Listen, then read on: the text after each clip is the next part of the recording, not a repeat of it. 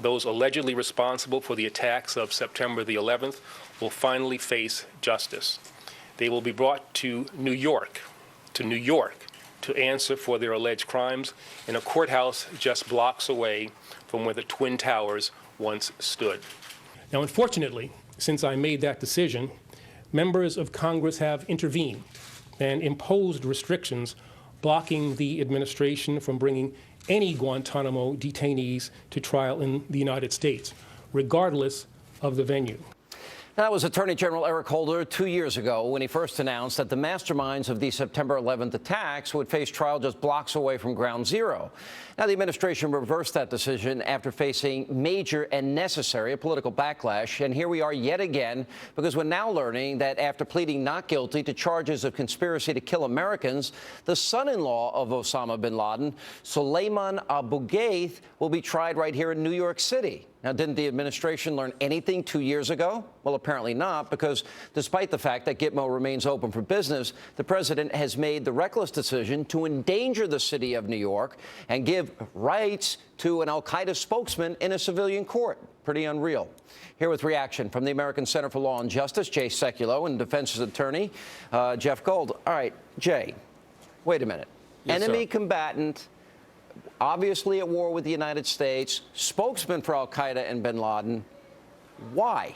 Are they that hell-bent on giving rights to non-Americans and Mirandizing them so we don't learn anything? So think about this for a moment. If you had Adolf Eichmann in World War II and his son-in-law was the spokesperson for the Nazi regime and for Eichmann, and he was captured on the battlefield or in flight, which is what happened here, would we then want him tried in the U.S. District Court for the Eastern District of New York? Of course not. That's ridiculous. We want him to be given the right to remain silent? Absolutely not. So this idea that we're somehow showing the world that we're better than everybody else by trying a 9/11 conspirator in the United States puts New York at risk. And frankly, it puts our entire system at risk, because that's why you have military tribunals. That's why you have military commissions. And this is this dual conflict that the administration seems to be constantly in, Sean. I wrote about this on an op-ed for FoxNews.com.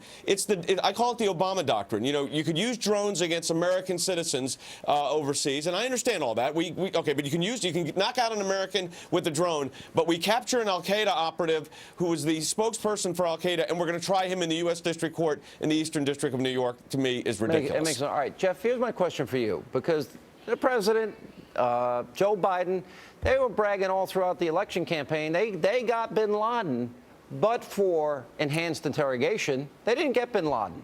Because I interviewed Jose Rodriguez. He was there for the enhanced interrogations, and he said without that intelligence, we wouldn't have found the courier and his nickname that led to the real person that led to bin Laden. So don't you think we'd be better off interrogating this guy without letting him lawyer up, without giving him the rights of American citizens for our own safety and security? Well, my guess is that we had a parallel track to the criminal where the CIA or operatives did interrogate them before they brought him over.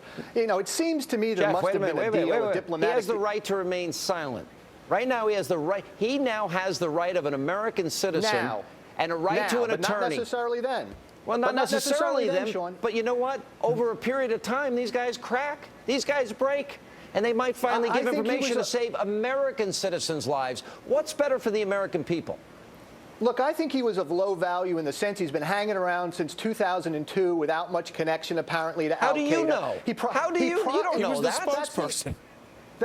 No, he was the spokesperson then. He was on house arrest or in prison in Iran for most of this time. Look, we don't know, but I think that the CIA is sitting next to bin Laden. I've got images of this guy sitting sitting right next to bin Laden.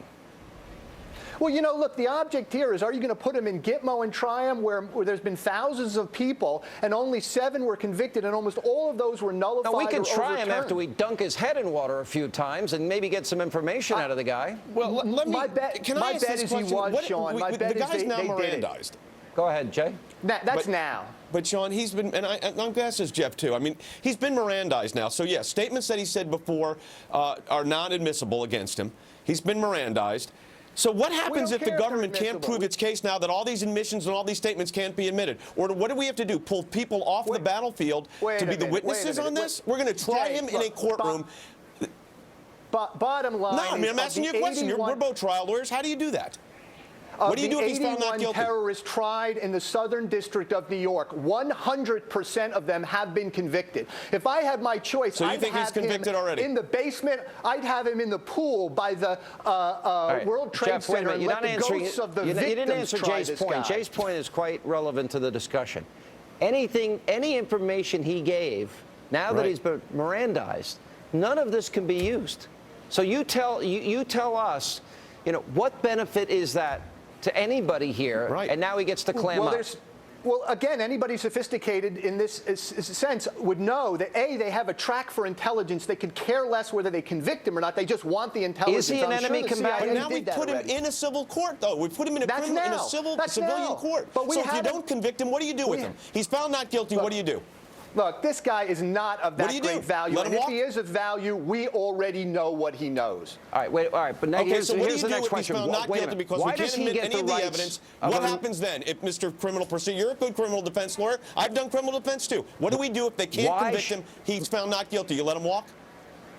Look, he's not going to walk. I'm a former prosecutor as well. Do you let him walk if he's found not guilty? 100% of the terrorists tried in the Southern District of New York. So this is just a show for the Obama administration. I have one last question. Why does he get the rights? Wait a minute. Why does he get the same rights as American citizens? Why? Why should he? Well, he shouldn't be. He's charged with conspiracy. He wasn't on the battlefield. He wasn't a combatant at the time. And he's the on the government field with bin Laden. I've got video evidence of it. We'll convict him and we'll put him away behind bars. He's got put the picture up again. He's got a picture of a gun standing next to bin Laden. That's not the battlefield to you? Trial. He will never get out of jail. Mark my words. Oh, mark your words. I feel so great. He shouldn't be in a civilian Yeah, court in Mr. the Terrorist, first place. you have the right to remain silent. Anything you say can and will be used against you in the court. And by the way, if you can't afford an attorney, the American taxpayers, they'll suck it up and pay for it for you. All right, coming up next, breaking